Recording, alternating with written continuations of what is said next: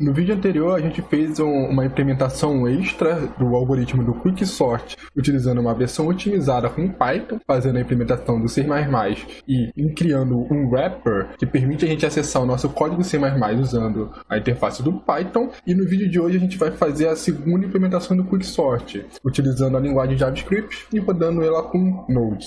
Eu sou o Leandro Santiago e nesse vídeo a gente vai continuar a implementação do Quicksort, a nossa segunda implementação, na verdade é a terceira, porque fizemos duas com o Python, utilizando o Python puro e depois utilizando a implementação com C++, acessando com Python.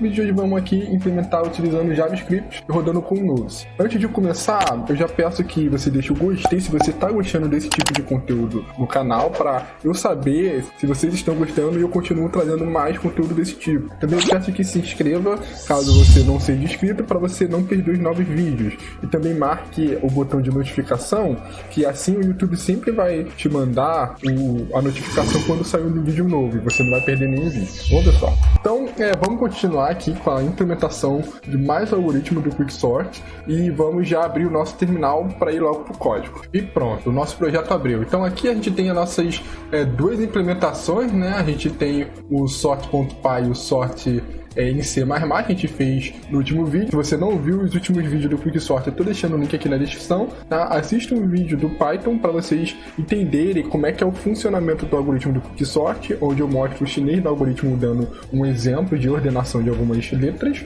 E também veja o segundo vídeo que foi lançado com a implementação do Quicksort, que eu mostro como que é muito interessante utilizar Python, né? A gente conseguiu criar algoritmos em C++ e usar o Python para estar chamando esses algoritmos. A gente consegue um tempo de desempenho bem eficiente, né, comparação aí com a API padrão que a gente viu aí do algoritmo de sorte do Python. Bom, então no vídeo de hoje a gente vai focar no JavaScript e vamos criar então o nosso sort.js. Então para começar a gente vai ler o nosso arquivo de dataset. Então vamos exportar primeiro o módulo fs, que é o file system, tá? Então vamos dar um require fs. E vamos estar definindo a nossa função para estar lendo a base de entrada, tá? Que é o getWords. Aqui no JavaScript a gente viu que é muito fácil a gente estar definindo o nosso getWords. Então vamos colocar aqui o nome do arquivo, do dataset que a gente vai utilizar. Ele vai estar na pasta, volta um diretório, pasta dataset, é o arquivo words underline 1000.txt. Então a gente sempre começa com esse para a gente testar primeiro a funcionalidade da nossa aplicação. E a gente consegue retornar já um array de string, né, onde cada valor desse array vai ser uma palavra do nosso dataset, utilizando somente uma linha de comando, né, usando o módulo do fs. A gente vai utilizar a propriedade, a função, né, readFileSync, passando o nome e qual que seria o formato, a codificação, que vai utilizar o TF8 para ele entender as palavras que tem acentuação, e vamos, ao utilizar o readSync, ele vai retornar uma string gigante contendo todas as informações de texto do nosso arquivo de dataset. Então a gente vai dividir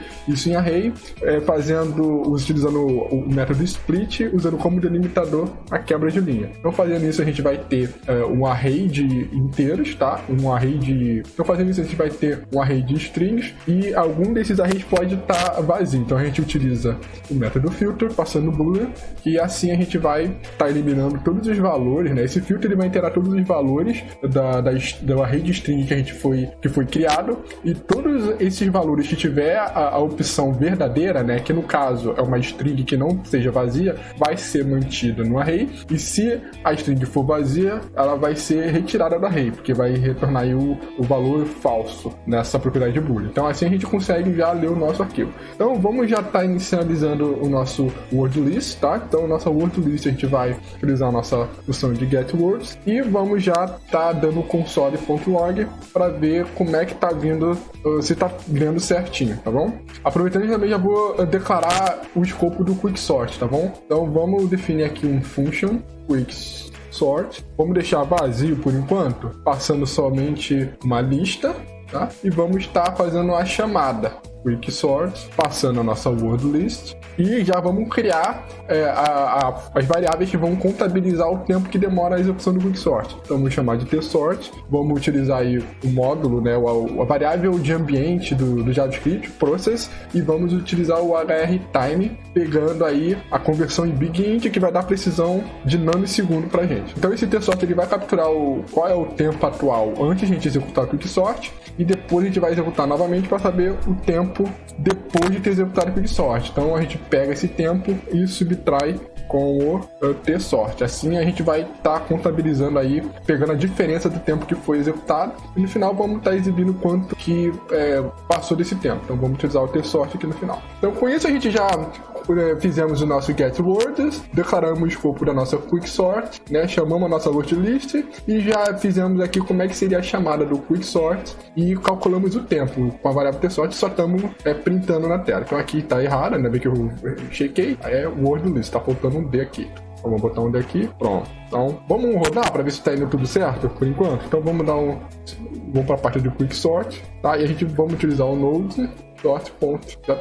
Então, não deu nenhum erro, a gente já viu aqui que a nossa lista ela foi printada, né? Começando aí com o borrachão, depois capoteiro, então a gente vê a nu aqui, então tá tudo desordenado, tá? Essa nossa lista com 1000 elementos, e aqui a quantidade de tempo que tomou, que foi bem rápido, né? 25 microsegundos, tá bom? Então agora a gente vai, antes de partir para a implementação do quicksort, a gente vai fazer a chamada com um algoritmo de ordenação nativo do JavaScript para a gente comparar se a gente está fazendo tudo certo. Então vamos duplicar aqui a wordList, criar o wordList 2, e da mesma forma que a gente fez a chamada da função do quicksort, a gente também vai fazer a chamada da ordenação nativa, tá? Então vamos utilizar o tsort2 para calcular o tempo da ordenação nativa, né? E aqui a gente vai tirar nossa função de quicksort e vamos na wordList 2 usar o ponto sort, que é nativo do JavaScript. Então com isso a gente termina, né? E vamos só printar como é que seria os valores. Então aqui a gente printa o tsort2 e vamos colocar aqui do lado qual seria. Aqui a gente printa o wordList 2, aqui a gente printa o tsort2, que é o tempo de execução. Então, com isso a gente termina a nossa aplicação principal para estar testando o nosso algoritmo. Então vamos conferir mais uma vez como é que tá. Tá tudo certo. Então beleza. O primeiro é a nossa lista desordenada e o segundo array a gente vê aqui que já está ordenado, né? Começando com a letra do A maiúscula, Jagunã, Amadeu e assim por diante, até aquele não mostra tudo, até esse apapá. Então beleza, demorou aqui 595 microsegundos, né? 595 mil nanosegundos, que é 595 microsegundos. Então beleza, e aqui o nosso método, como não tem nada, foi bem rápido. Então agora a gente vai verificar como é que é a implementação do quicksort, tá bom? De acordo com o chinês que a gente viu lá no primeiro vídeo do quicksort. Então, assim como no merge sort, a gente vai estar também passando, além da nossa lista, vamos passar alguns parâmetros extras, que vai ser o nosso índice do primeiro elemento, né, do início da nossa lista, que eu vou chamar de low, e vamos passar o parâmetro up, que é o índice do final da lista. E a gente vai acertar aqui a chamada. Então, no wordList a gente vai começar, né, com o índice 0, que é o início da nossa lista, e o tamanho, e o último índice, que vai ser o tamanho total, né, acessado por essa propriedade de length, menos 1, tá? Então, acertamos a nossa chamada do quicksort, então vamos para a implementação. Então, lembrando, né, que o quicksort, ele também é implementado com paradigma de divisão e conquista, que a gente vai estar implementando usando a função recursiva. Então, sempre quando a gente pensa em função recursiva, a gente vai ter que pensar qual é o caso base, né, o caso trivial, para resolver o subproblema mais simples, tá? E qual é o caso da recursão. Nesse caso, a gente tem esses parâmetros low e up, que eles são índices que vão varrer a lista, sendo que o low ele sempre vai ser incrementado e o up vai ser decrementado. Então, o critério de parada da recursão é quando o low ele cruza com o up, tá? Então, se ele não tem esse cruzamento, a gente vai executar nossa recursão. Então, vamos ver como é que ficaria. Então, a gente vai utilizar se, né, if o low for menor que o up, então significa que não teve nenhum cruzamento. Então, se o low é menor que o up, a gente vai executar nossa execução. Se o low for maior ou igual ao up, significa que que o low cruzou o up, né? E com isso a gente entra no nosso caso base, que no algoritmo de quicksort o caso base não precisa fazer nada, tá bom? Então, se o low é menor que o up, o que a gente vai fazer? Então, primeiro a gente vai definir a partição do nosso array, tá? Então a gente faz isso definindo um pivô. Então aqui a gente vai definir a variável chamada de pivô, que ela vai ser resultado de uma partição de toda a nossa lista, né? Então a gente passa como parâmetro da função partition a lista, o índice inicial, low e o up. Depois que a gente tem um pivô, a gente vai ter duas partições, né? A primeira partição, que contém todos os elementos que são menores que o pivô, e a segunda partição, que contém todos os elementos que são maiores que o pivô. Então, primeiro, a gente começa a chamada recursiva do quicksort passando a primeira partição. Então, vamos fazer a chamada do quicksort, tá? Passando aqui a lista, começando na primeira partição, que é apontada com o índice low, até o índice do pivô, tá? Então, com isso, a gente vai fazer a chamada do quicksort para a primeira partição e depois vamos fazer a chamada do quicksort para a segunda partição, que ela vai começar a partir do pivô, tá? Como ali termina no pivô, a gente vai começar no índice pivô mais um e vamos até o nosso up, que é o final da lista. Então, com isso, né, esse pouco código a gente consegue aí tá implementando o quicksort de maneira bem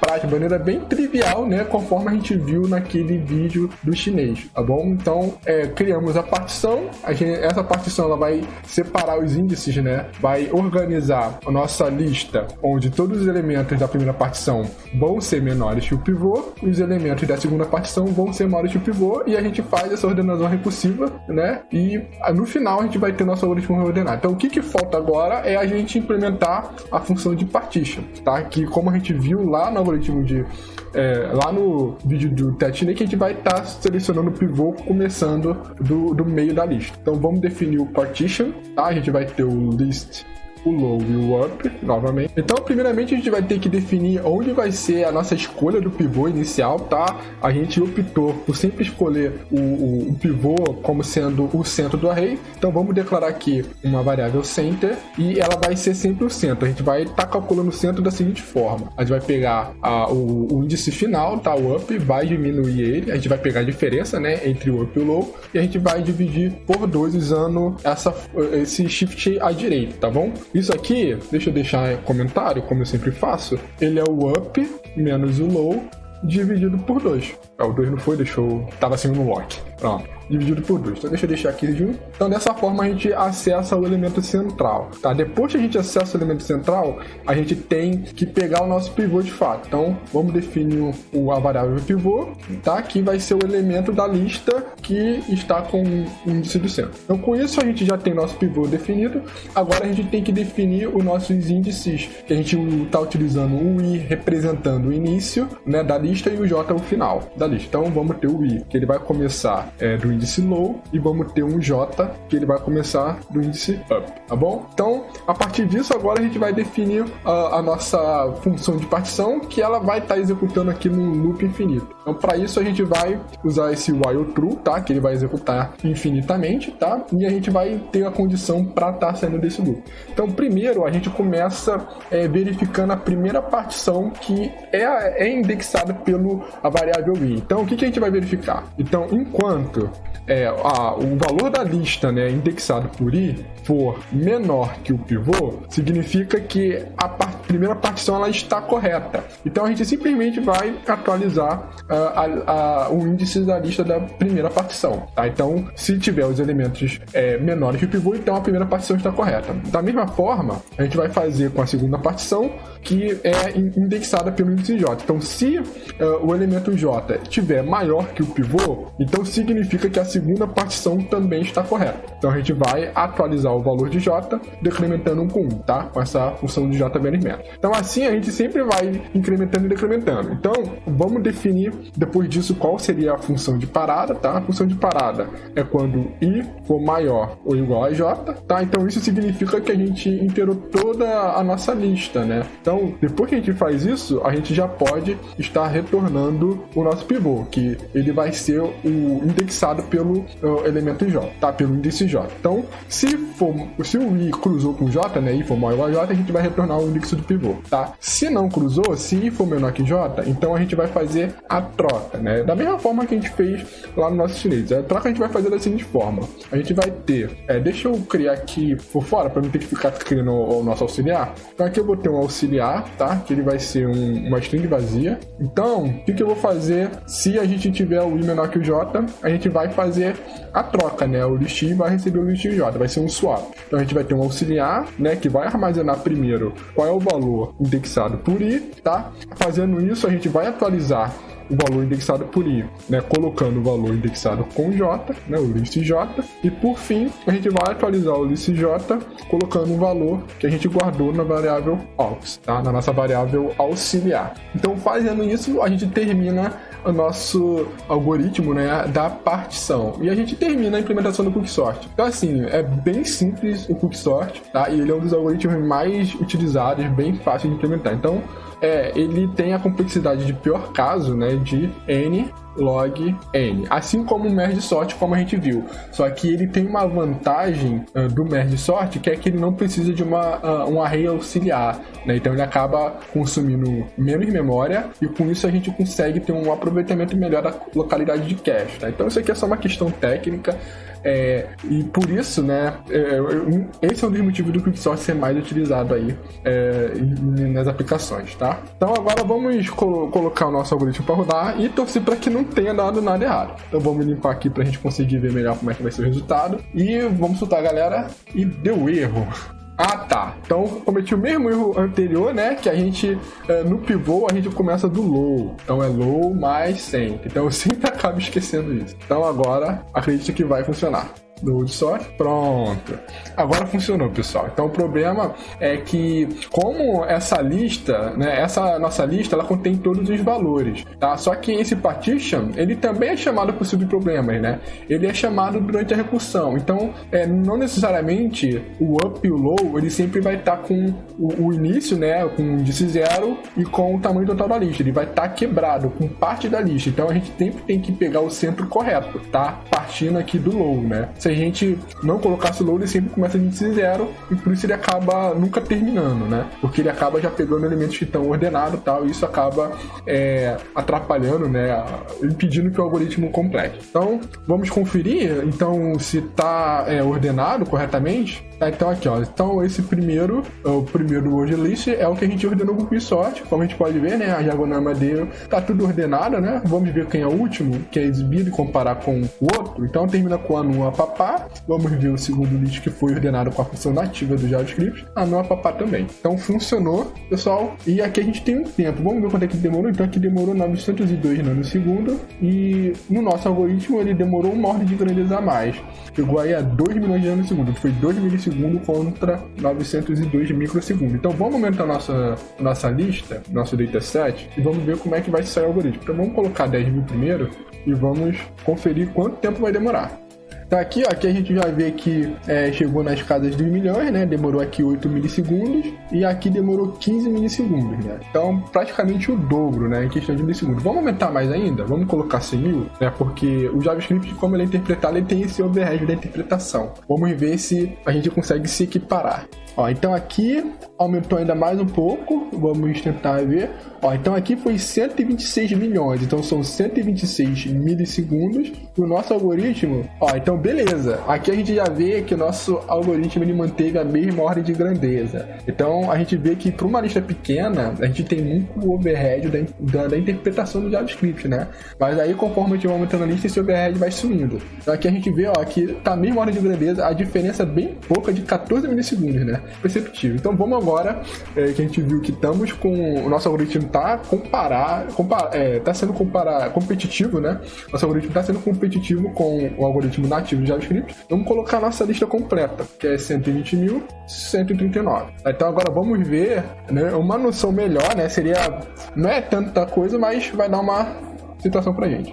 Então aqui a gente pode ver, né, que demorou Ó, então demorou aqui, o algoritmo nativo demorou 448 milissegundos e o nosso algoritmo manteve a mesma ordem de grandeza e demorou 520 milissegundos, tá? Que é uma diferença de 100 milissegundos, não é tanto assim. Então a gente consegue ver, né, se a gente for comparar com os outros algoritmos, que a gente viu o Insertion Sort, o Merge Sort e o Insertion Sort e o Selection Sort, que a gente viu inicialmente, a gente tá conseguindo com o Quicksort rodar 320 mil palavras, pessoal, né? Teve um vídeo que a gente tentou para 100 mil palavras e não deu, passou mais de 2 minutos e nada. A gente conseguiu 320 mil, que foi mais de 3 vezes a mais do que a gente tentou, e a gente conseguiu em menos de um segundo, né? Então é muito legal isso, né? A gente vê como que um algoritmo certo para resolver um problema pode ser tão eficiente quanto um outro, tá? Então por isso que vale a pena a gente ter um conhecimento de algoritmo, né? E no caso aqui de algoritmo de animação. Então, pessoal, eu espero que vocês tenham gostado desse vídeo. Deixa aqui no comentário se esse vídeo te ajudou, te trouxe alguma informação extra, se eu conseguir despertar sua curiosidade, interesse em programar em JavaScript, em aprender algoritmo. Deixa aqui, eu vou ficar muito feliz de saber. Também clique em gostei, deixa o seu like se você gostou desse vídeo, que vai ser um indicativo para eu saber se eu continuo trazendo mais vídeo como esse no canal, ou clique no não gostei se você não gostou desse vídeo, e também se inscreva no canal para vocês poderem receber os novos vídeos que vão ser lançados dessa série e de outras séries que eu pretendo trazer aqui pro canal, focando aí na codificação, na implementação de projetos, de algoritmos e alguns problemas interessantes, tá bom? Então eu vou ficando por aqui. Um grande abraço, pessoal.